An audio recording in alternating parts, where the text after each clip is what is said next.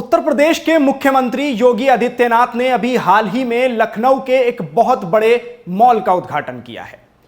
जिस मॉल को लुलु ग्रुप ने बनाया है। इस लुलु ग्रुप के जो मालिक हैं वो मुसलमान हैं, जिनका नाम यूसुफ है, जिनको आप तस्वीरों में मुख्यमंत्री योगी आदित्यनाथ के बिल्कुल करीब में बराबर में बैठे हुए देख सकते हैं। बताया जा रहा है कि इस लुलु ग्रुप के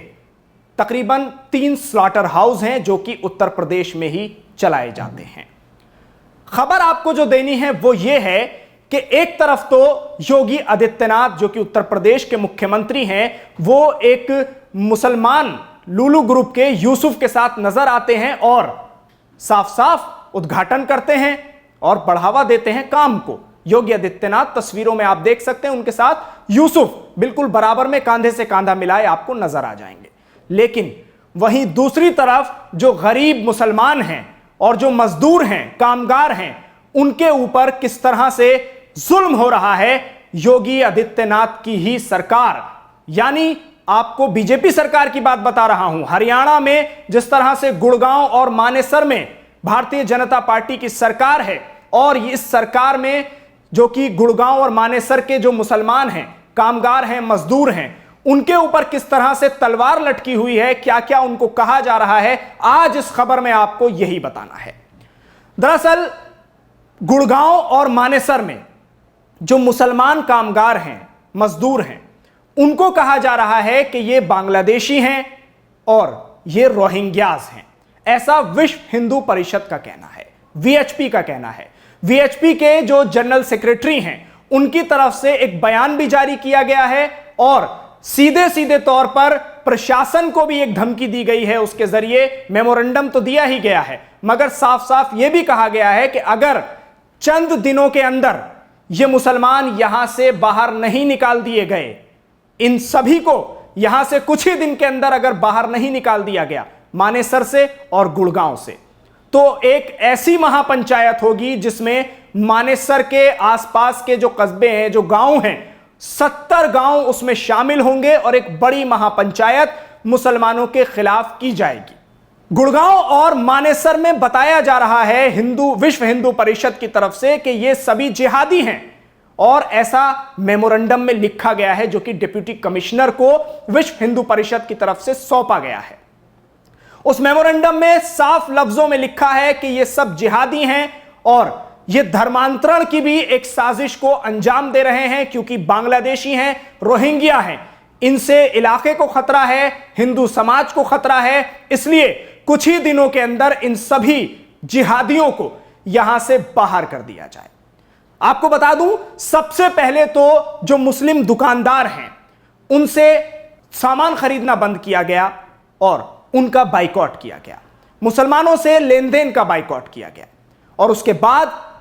महापंचायतें की गई, पंचायतें की गई और उनमें यह फैसले लिए गए कि अब मुसलमानों से किसी भी तरह से कोई सामान नहीं खरीदा जाएगा और इतना ही नहीं, मुसलमानों को यहां रहने भी नहीं दिया जाएगा।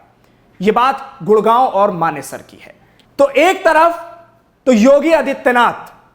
जो कि भारतीय जनता पार्टी के उत्तर प्रदेश के मुख्यमंत्री हैं, उनकी तरफ से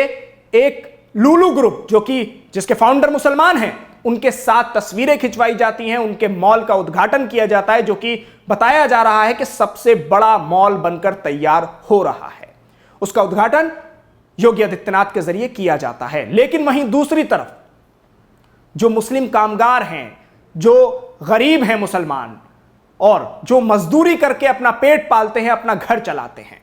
उनके ऊपर इस तरह के इल्जाम लगाना और सरकार का इसमें कुछ ना करना, यह भी खुद में एक बड़ा सवाल है। और प्रशासन को मेमोरेंडम की शक्ल में यह सब लिख के देना कि ये जिहादी हैं और इनसे हिंदुओं को बड़ा खतरा है, देश को बड़ा खतरा है। और अब सीधे सीधे अल्टीमेटम भी दे दिया गया है कि अगर इनको नहीं निकाला गया और मुसलमानों को गुड़गांव और मानेसर से बाहर नहीं किया गया,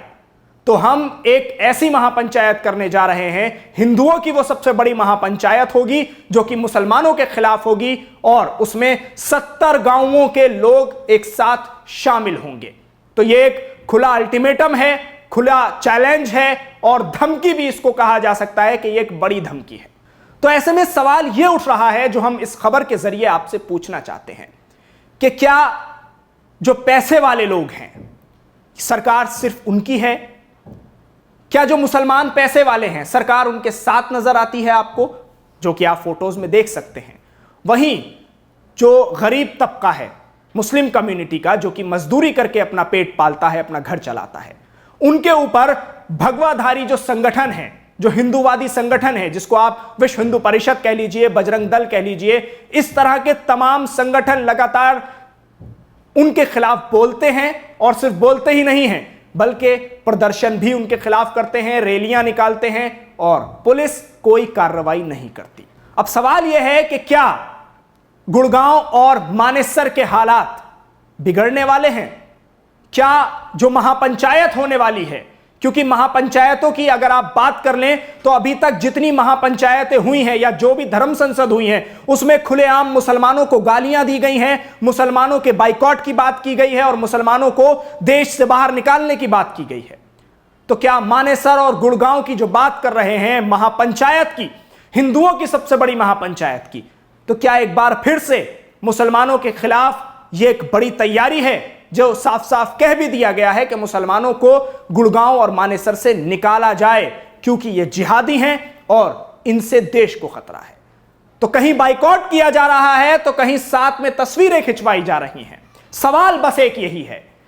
क्या मालदार सरकार के करीबी होते हैं और गरीब तबका सरकार का दुश्मन होता है?